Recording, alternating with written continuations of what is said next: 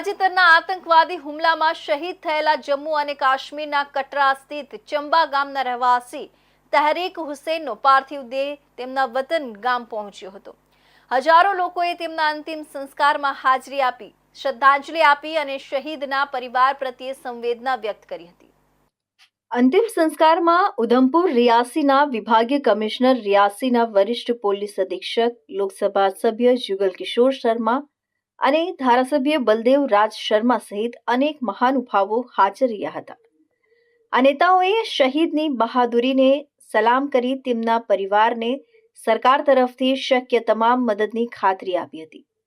8 જુલાઈ 2024ના રોજ કઠવા જિલ્લાના બદનોટા વિસ્તારમાં આતંકવાદીઓએ ભારતીય સેનાની પેટ્રોલ પાર્ટી પર હુમલો કર્યો હતો, જેમાં 5 સૈનિકો શહીદ થયા હતા અને 5 અન્ય ઘાયલ થયા હતા। આ હુમલાની વ્યાપક નિંદા કરવામાં આવી હતી, જેમાં કોંગ્રેસના નેતા રાહુલ ગાંધીએ તેને વ્યૂહાત્મક નિષ્ફળતા ગણાવી હતી અને સરકારને આતંકવાદ સામે વધુ કડક કાર્યવાહી કરવા હાકલ કરી હતી। સંરક્ષણ મંત્રી રાજનાથસિંહે આ હુમલા પર ઊંડો દુઃખ વ્યક્ત કર્યો અને કહ્યું કે આ કાયરતાપૂર્ણ હુમલો આપણા સૈનિકોની બહાદુરીને ઓછી કરી શકે નહીં।